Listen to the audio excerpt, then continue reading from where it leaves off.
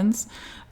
Okay, so today we're talking about quadratic equations, and we actually, my class, we looked at this the last couple days, solving quadratic equations.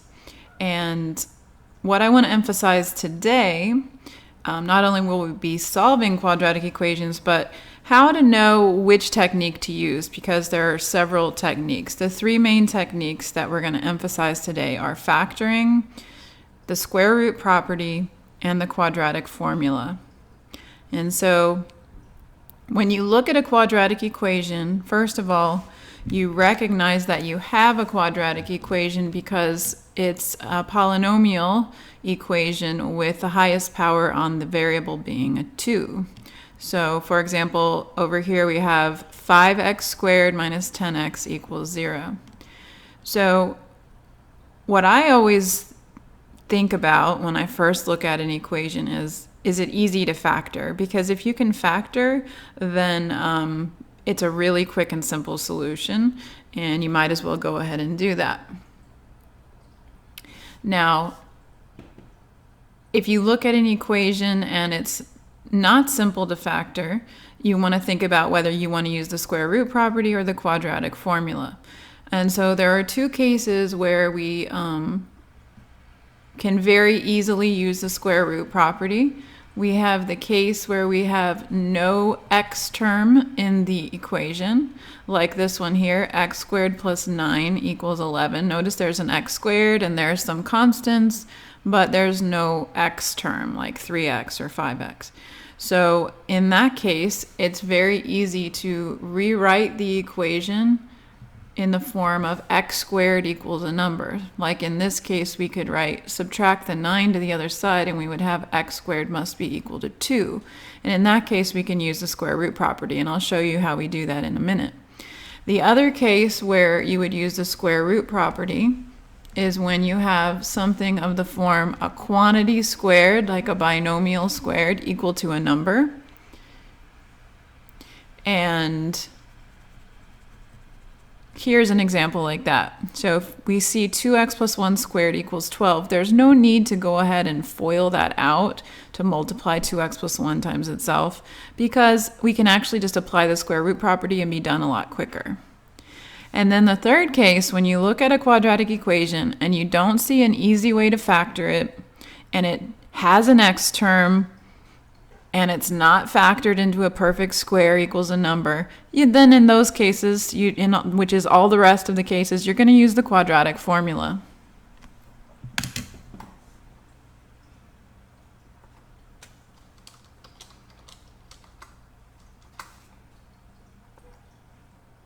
Okay, so in just a minute, I'm going to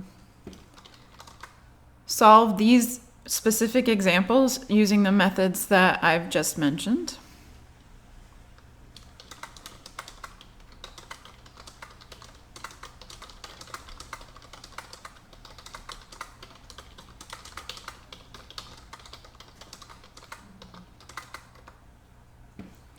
Okay.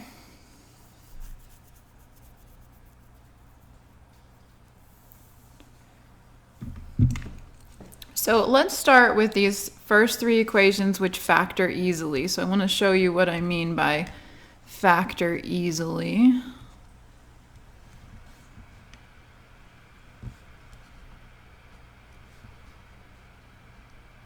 Hold on a sec. This guy isn't wanting to slide downward.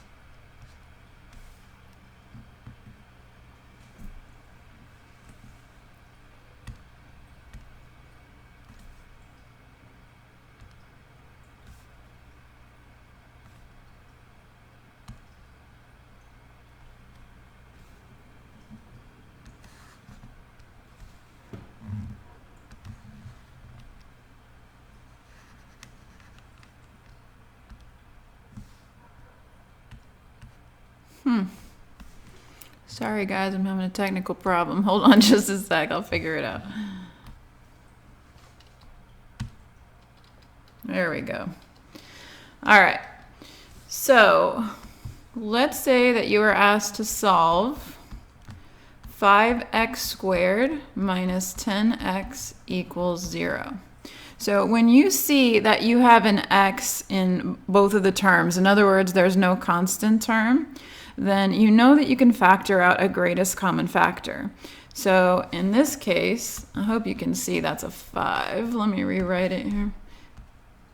In this case, we have 5x squared and 10x, and so what they have in common is a 5x. So we can very easily factor out 5x, and then we're going to get x minus 2 left behind.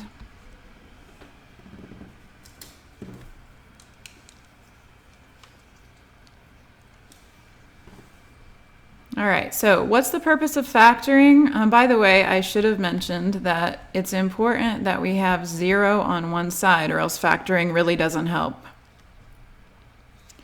So why? Because now we know that we have two mystery numbers. We have the number 5x and we have the number x minus 2. They're being multiplied together and you get 0. So the only way that that can logically happen is if one of them equals 0.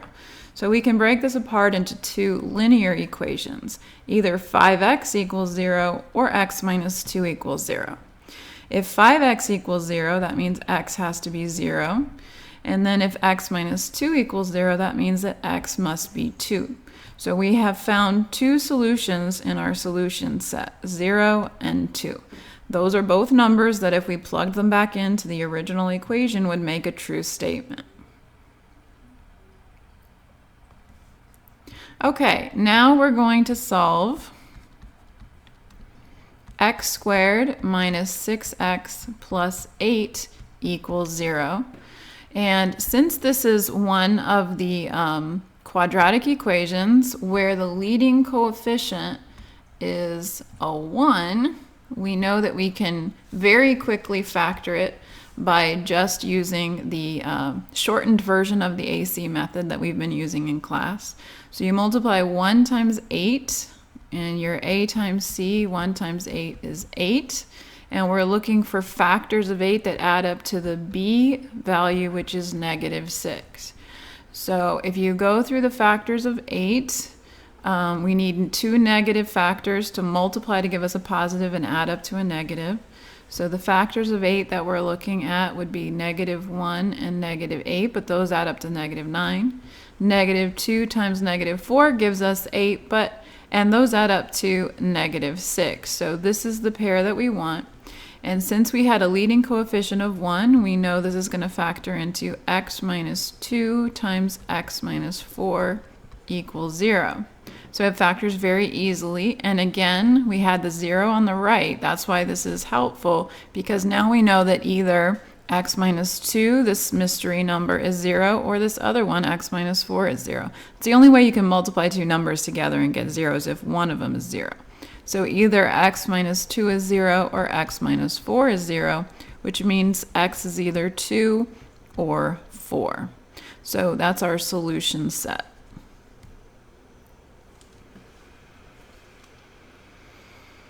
Okay, and let's do one more where it's easy to factor.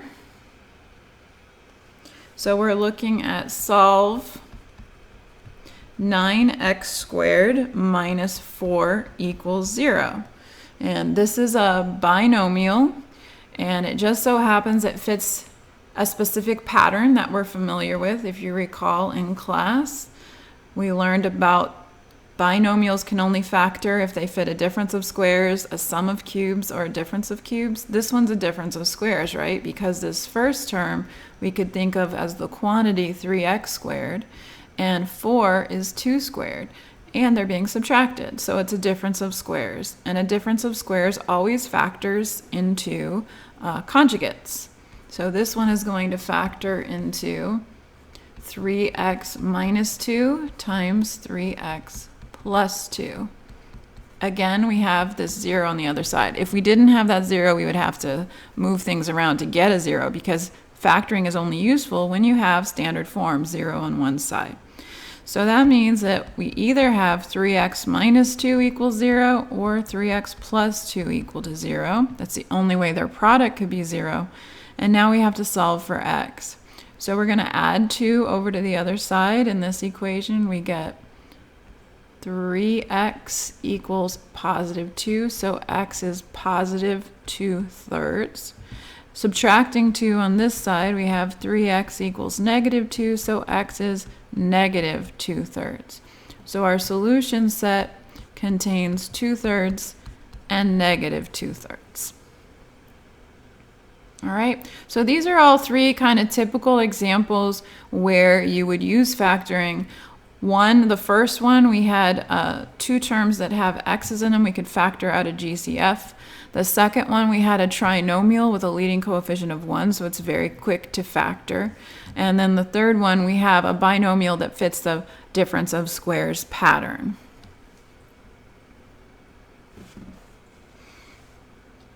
Okay, so we've talked about this scenario on the left where it's easy to factor. And now we're going to talk about when is it easy to use the square root property. And again, we have two equations I want to look at, one where we have no x term and one where we have a quantity squared equals a number.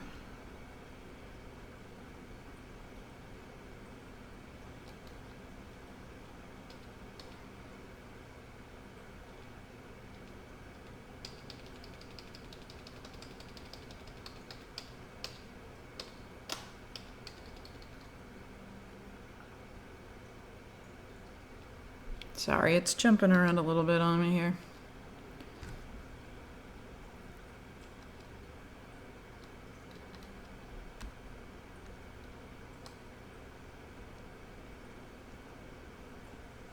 There we go, that's better. Okay, so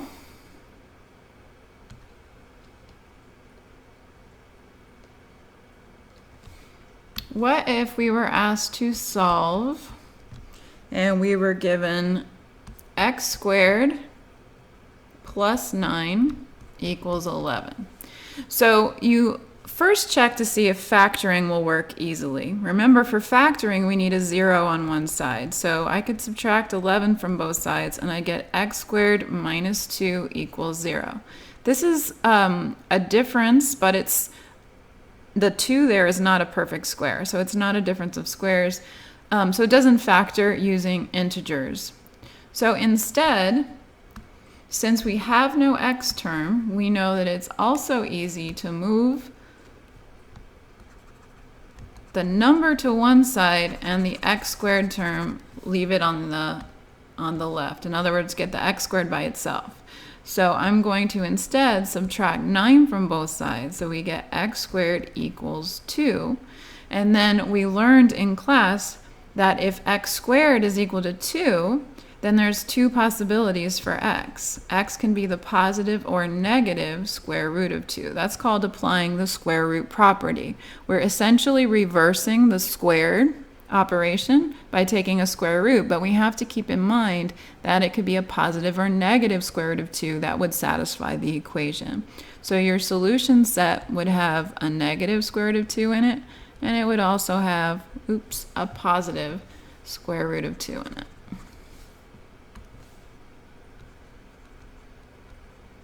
Okay, both of these numbers are solutions. That means that if we plugged them into the original equation, it would make a true statement.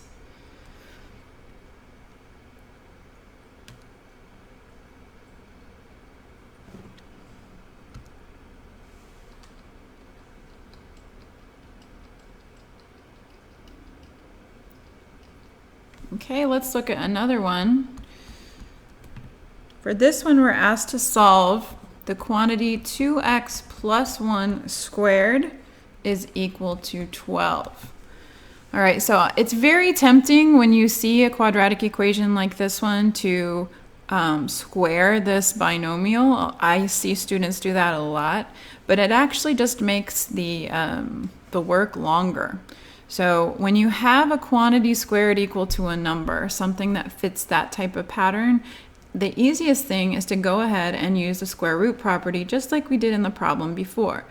It's true that we don't have x squared here on the left, but it doesn't really matter. Remember, x is just a name for an unknown quantity. This unknown quantity has the name 2x plus 1. It's still an unknown quantity being squared. And if that number squared is equal to 12, then by the square root property, 2x plus 1, the number, the mystery number, could either be the positive or negative version of the square root of 12.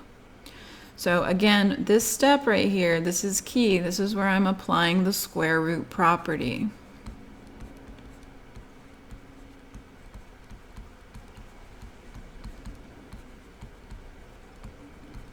Now, a lot of times people think of it as taking the square root of both sides. I kind of discourage you from thinking of it that way because when students do that, they often forget the plus or minus. So just remember that if a number squared, if a quantity squared equals a number, then that quantity must be plus or minus the square root of that number. All right, now we have some work to do. First of all, we have to simplify square root of 12. The method we've been using for simplifying radicals is to use the prime factorization. So let's find the prime factorization of 12. 2 goes into 12 6 times. 2 goes into 6 3 times. So 12 can be thought of as 2 squared times 3. So the square root of 12 is the square root of 2 squared times 3. The square root of 2 squared is 2, and that square root of 3 has to tag along there. We can't simplify that. It's irrational. So we now know that 2x plus 1 is plus or minus 2 times the square root of 3. But we want to know what x is. So we need to subtract 1 from both sides to help get x by itself. That would mean 2x equals negative 1 plus or minus 2 root 3. Remember, negative 1 and 2 root 3 are not like radicals, they're not like terms. We can't combine them, so they just stay glued together with that plus or minus. Now I'm going to divide both sides by 2, so x is equal to negative 1 plus or minus 2 root 3 all over 2. Now, if you have to write this as a solution set, you have two separate numbers, negative 1 plus 2 root 3 all over 2, and negative 1 minus 2 root 3 all over 2. I don't mind if you write your answer using the plus or minus, but since we're using the online homework system, Alex, it might make you write them separately, so just keep that in mind.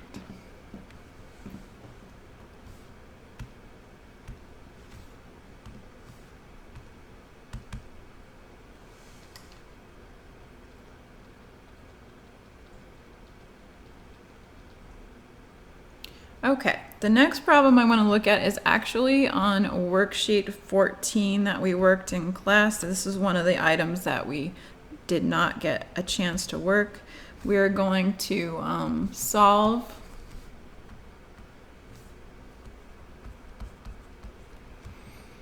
the equation 3x squared minus 6x minus 2 equals 0. All right, so a couple things I want to mention. First of all, you can always try and use factoring, but it's optional if you look at a polynomial and it doesn't look like it's going to factor for you quickly, then you can just move on and use the quadratic formula. I'm obviously not going to use the square root property here because we do have this x term and we don't have a quantity squared equal to a number. There is a method called completing the square where you can rearrange this to get that, and I'll show you that at the end of this lesson today. But for most people, the preferred method is to use the quadratic formula. So what the quadratic formula says is if you have any quadratic equation in standard form, remember standard form just means 0 on one side, that fits the pattern ax squared plus bx plus c, then the solution, it could be one solution, two solutions, or no solution. But in any case, a solution would fit the formula negative b plus or minus the square root of b squared minus 4ac over 2a. Oh, I said no solutions. That's not true. It used to be in our class, we said it was possible to have no solutions because we weren't including complex solutions, but now we are. So actually, you can have one solution or two solutions, and they can be real or complex. Okay, so remember we talked about in class that we want to write the formula down every time we're going to use it to solve a problem, and then that way we get practice, so we will remember the formula better. So if you're watching the video now and you're taking notes, which I hope you are, then you should go ahead and write out the formula and make sure that the fraction bar goes all the way across, and that b squared minus 4ac, which is called the discriminant, by the way, that it's covered completely by the radical. Okay, so I've decided that maybe this isn't going to factor so easily for me, so I'm going to identify a, b, and c to plug into the quadratic formula. A is the coefficient of x squared, which is 3. B is the coefficient of x, which is negative 6. I hope you can tell that's a 6 and not a b. Let me emphasize that. This is a 6. And then c is going to be the constant term, which is negative 2. Notice how I included the sign here? You have to do that or you'll make a mistake. Okay, so now I'm going to plug into my formula. So x equals negative b, or the opposite of b. Since our b is negative, we change it to a positive. So we're going to plug in a 6 plus or minus the square root of b squared, so negative 6 squared, and then minus 4 times a, which is 3, times c, which is negative 2. And all of that is over 2 times a, which is 3. Okay, and now the challenging part when you're working with the quadratic formula is to make sure you have the correct order of operations. So we're going to work always under the radical first. The exponent and the multiplication under the radical have to be performed before the addition or subtraction. So here's what I mean by that. We're going to have 6 plus or minus the square root of, whenever you square b, you get a positive. So this will always be a positive number, 36. And then over here we have 2 negatives. So 2 negatives being multiplied gives you a positive, so it's going to be plus. 4 times 3 times 2 is going to be 24. And this is all over 2 times 3, which is 6. Now we perform the addition under the radical. So x equals 6 plus or minus the square root of 60 all over 6.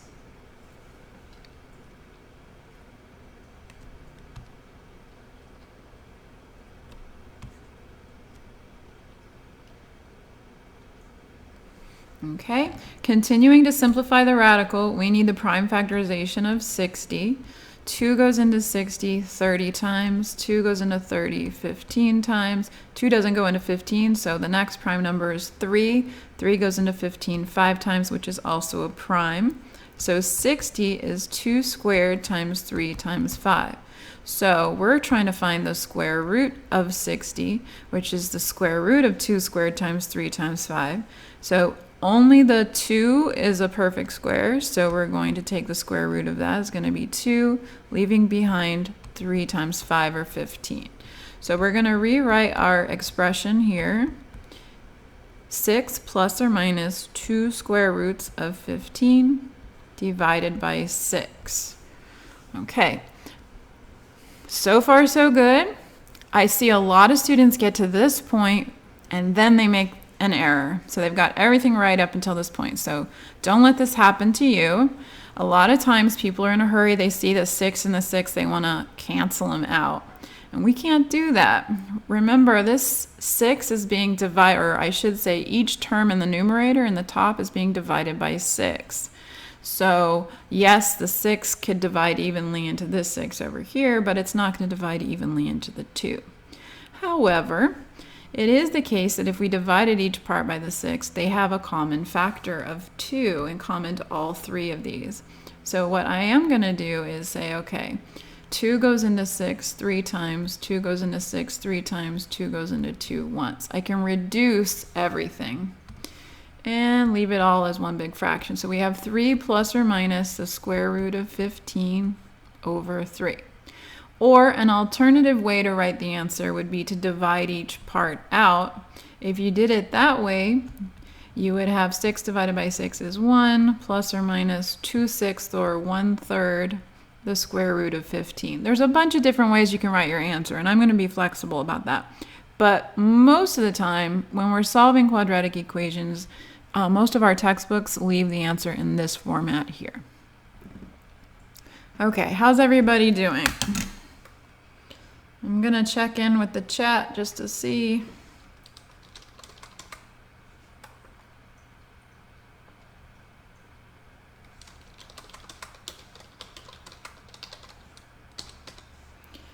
Remember, if you have any questions or concerns about the technical issues, you can always type in the live chat bar. Okay. So that was our first example where it didn't factor easily and it didn't use the square root property easily, so we applied the quadratic formula. I'm going to do a couple more of these.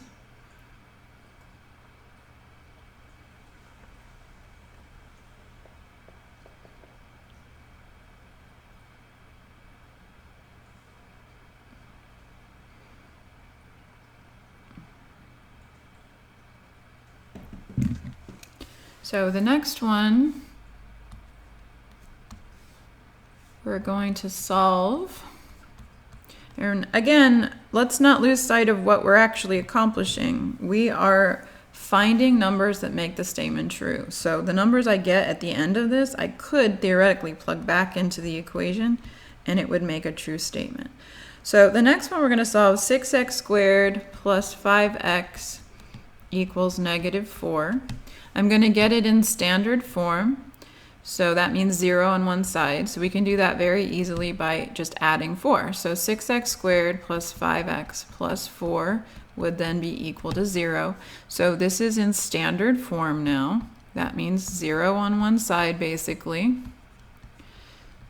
Okay, since the leading coefficient is not a 1, then as we've seen in class, then finding the factorization takes a little bit of work. Also, since we're not missing the x term, the square root property is not going to be so easy to get to either. So in that case, I say, well, let me just use the quadratic formula. The quadratic formula always works. There's never a situation where it doesn't. So again, what does the quadratic formula say? It says that if you have any equation of the form ax squared plus bx plus c equals 0, then that means that we can find the solutions by plugging into the formula x equals -b plus or minus the square root of b squared minus 4ac all over 2a. All right, write the formula every time you work a problem using it, and pretty soon you're going to have it memorized. So we have to identify a, b, and c. A is the coefficient of x squared, so a is 6. B is the coefficient of x, so b is 5. And c is the constant term, which is 4 in this case. So we're going to plug into our formula. X equals -b, the opposite of b is -5 in this case, plus or minus the square root of b squared, so 5 squared, minus 4 times a, which is 6, times c, which is 4. And this is all over 2 times a, or 2 times 6.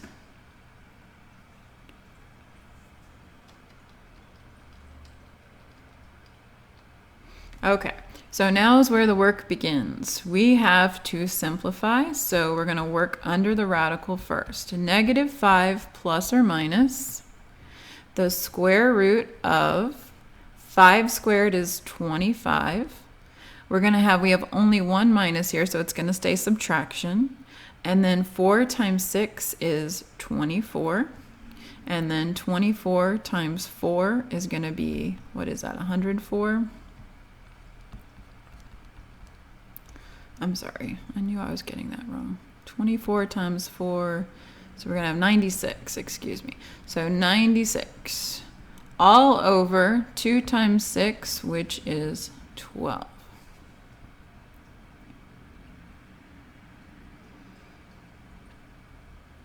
Okay, now what's 25 minus 96?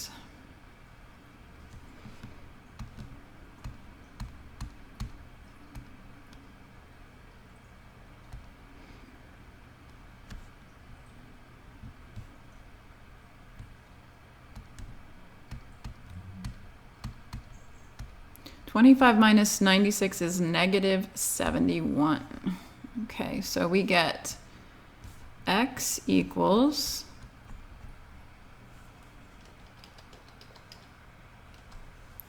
negative 5 plus or minus the square root of negative 71 over 12. That's a 1, in case you can't see it. All right, so now we need to simplify the radical. So what does it mean when we have a negative under a square root? This was one of the most recent topics we talked about. If you have a negative under the square root, that's an imaginary number. So we're going to write it in I notation. So you immediately rewrite it as negative 5 plus or minus I times the square root of 71.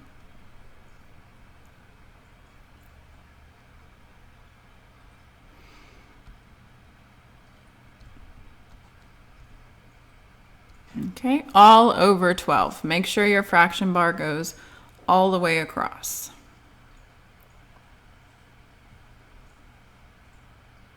Okay, all right, so now we want to know if we can simplify the square root of 71.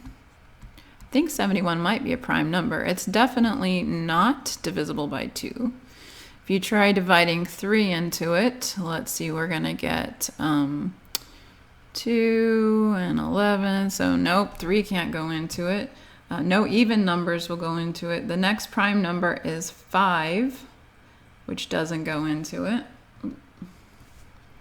For sure, because it doesn't end in a 5 or a 0. The next prime number is 7, which obviously doesn't go in evenly. The next prime number is 11, which also doesn't go in evenly. And we're definitely past the square root of 71 at this point, so we don't need to check any more primes. So this is a prime number, and that means that this radical cannot be simplified. It's not 71 is not divisible by any perfect squares. So we can just write it like this, write our solutions like this. We can separate it into the positive version and the negative version, or if you're told, especially if you're working in ALEX and it tells you to write your answer in the standard form of a complex number, standard form of a complex number means that it has to be in the form of a plus b times I. So we have to have a real part and imaginary part, and if that's the case, you're going to want to separate this into 2 fractions, basically. So you would divide the negative 5 by the 12, plus or minus, and then you would have, there's a couple different options for how you do it. You could just say square root of 71 over 12 times the I. But in any case, if they say standard form of a complex number, they definitely don't want it all in one big fraction. They want it separated out. Okay? All right. So there's one more problem that I'd like to work using the quadratic formula. And then I'm going to work that particular problem another way as well, using completing the square. I'm not emphasizing completing the square in this class in the sense that you're not going to be required to use that method on the final. But completing the square is an important method, and I'll explain why it's important once I get to that point. But let's say I asked you to solve 2x squared plus 4x minus 11 equals 0. Okay, so maybe you look at this and you decide it doesn't factor easily, and actually it doesn't factor. I'm not using integers anyway. So we say, okay, I'm gonna, and it has an x term, so I'm not gonna use the square root property. So I'm just gonna use the quadratic formula. So remember, the quadratic formula means that if we have ax squared plus bx plus c equals 0, that x is going to be equal to negative b plus or minus the square root of b squared minus 4ac all over 2a. So all we have to do is identify a, b, and c and plug in and simplify. A is always the coefficient of x squared, so that's 2 in this case. B is the coefficient of x, which is 4, and c is the constant term, negative 11.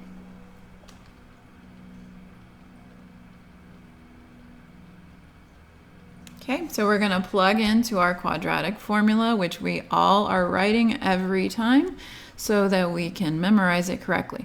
All right, so the opposite of b would be negative 4 plus or minus the square root of b squared, or 4 squared, minus 4 times a, which is 2, times c, which is negative 11. That negative is important. And then we're going to have over 2 times a, which is 2 times 2. Okay, so we simplify inside the radical first. So we have negative 4 plus or minus the square root of, okay, we're going to have 4 squared, which is 16. We do the exponent, and then we're going to do the multiplication before we do addition or subtraction. This multiplication will result in a positive, so we're going to end up adding this time because negative times negative is positive. 4 times 2 is 8, times 11 is 88. And this is all over 4. And I hope you can read my number 6 here.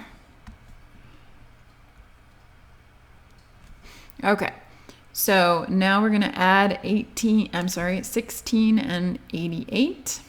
Let's see, that's going to be 98 plus 6 is 104. So we're going to have x equals negative 4 plus or minus the square root of 104 all over 4. All right, but we must write our radicals completely simplified. So I'm going to look at the prime factorization of 104. 2 goes into 104 52 times. 2 goes into 52 26 times. 2 goes into 26 13 times. So 104 is actually 2 cubed times 13. We want to find the square root of that. Now, 2 cubed can be thought of as 2 squared times 2 times 13. So why did I do that? Because we want to have simplify any perfect squares that are under the radical. So we have x equals negative 4 plus or minus the square root of 2 squared is 2. Square root of 2 times 13 is 26. And this is all over 4. Okay, now remember, there is a common error that occurs right at the end of a problem where you use the quadratic formula.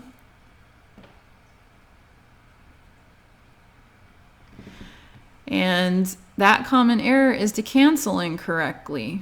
So people think that because we're dividing negative 4 by 4, we can just divide that out and get negative 1 plus or minus 2 root 26, but that would be wrong.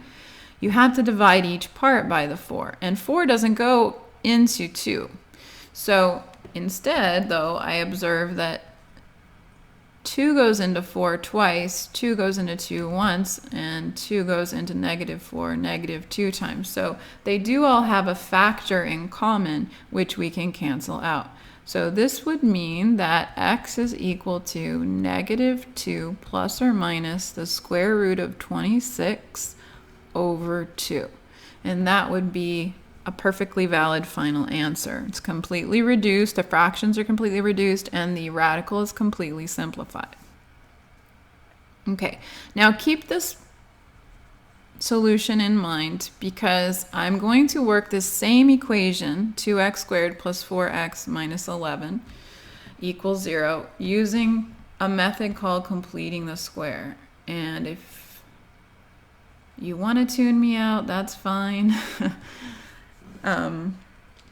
But this is a method we didn't have a chance to really use in class. We just don't have enough time. And the reason it's an important method is, number one, that was the method that was used to derive the quadratic formula. So we wouldn't have the quadratic formula, which is so useful to us right now, if it weren't for completing the square. But also, later on, when you take college algebra and you do things like graphing parabolas and graphing circles, completing the square is going to be useful there as well. So let's take a look at solving this same equation. We should find that no matter what method we use, we get the same answer, right? So we expect to see this negative 2 plus or minus the square root of 26 over 2 at the end. But I want to show you how to use completing the square.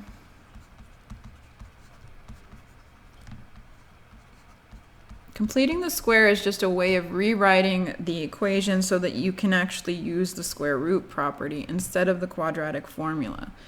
We're going to use completing the square to solve the equation 2x squared plus 4x minus 11 equals 0. Okay, so doesn't factor easily, but what we're going to do is we're going to get this into the format of a quantity squared equal to some number, so then we can use the square root property. So the first step to completing the square is you're going to move any constant term that you have on the left over to the right. So we're going to add 11 to both sides. And we're going to have 2x squared plus 4x equals 11. The next thing that we're going to do is this method only works when there's no coefficient in front of the x squared. So we're going to divide both sides by whatever that number is. In this case, a is 2. So remember, you have to divide every term. So we're going to have x squared plus 2x equals 11 halves. Okay. Next, we want to add something to this left side of the equation to make it a perfect square trinomial that will factor into a quantity, a binomial squared. So what can we add? Well, it's always going to work the same way.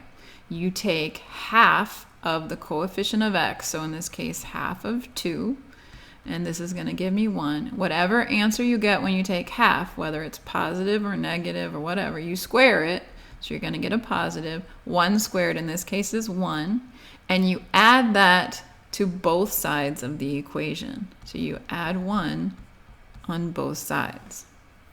All right? So to review so far, what did we do? We moved the constant term to one side, the x terms are on the other.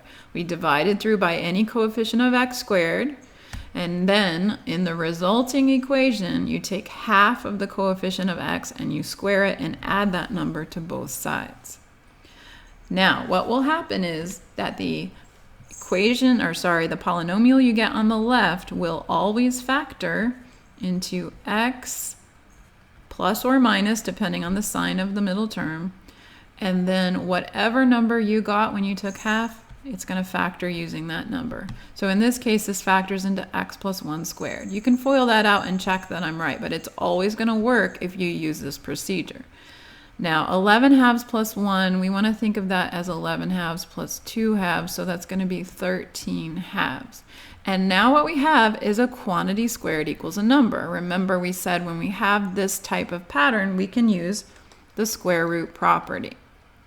So we can take the equation x plus 1 squared equals 13 halves, and we can say, oh, that's going to be equivalent to saying that the mystery number x plus 1 is plus or minus the square root of 13 halves. Okay?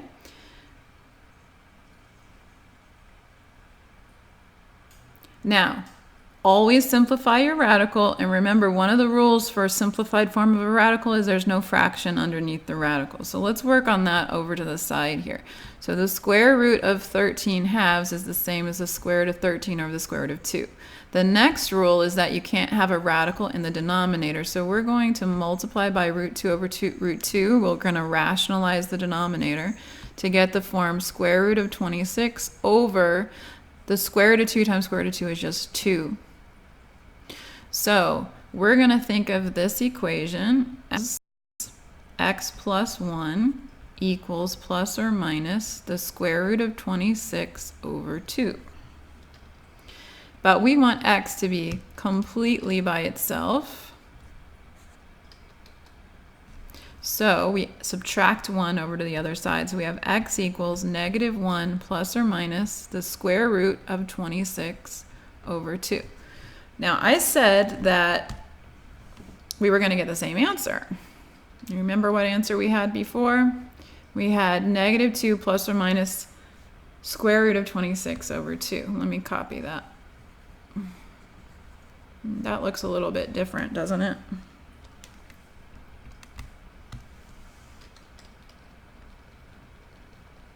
But it's really not.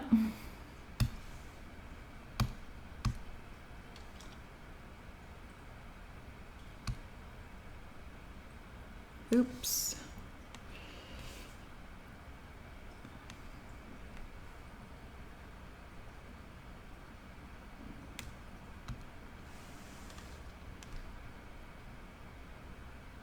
Gotta scoot over here, hold on. There we go.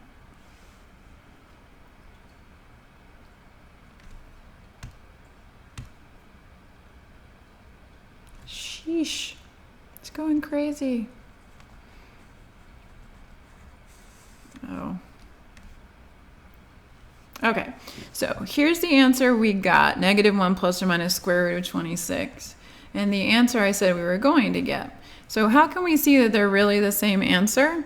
Well, this is very easy if we just add them together into one big fraction. So common denominator would be 2. So thinking of negative 1 as negative 2 over 2.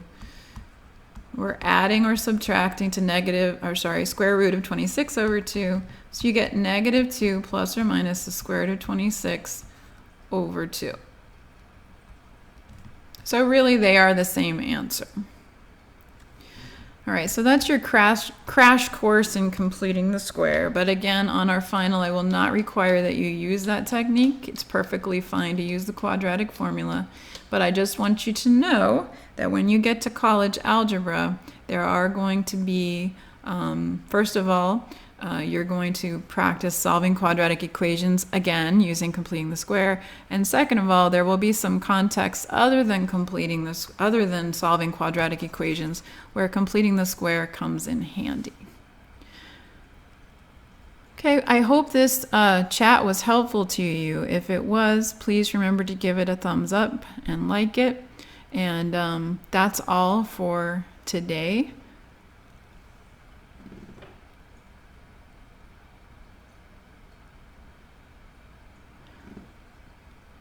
Remember that we have our final exam coming up, which you have to take in the testing center in the Central Campus Library. So you might want to go ahead and make an appointment for that. If you have any trouble making an appointment because the time slots are not available, remember you can still go take your test, but you're just going to have to go and wait in line.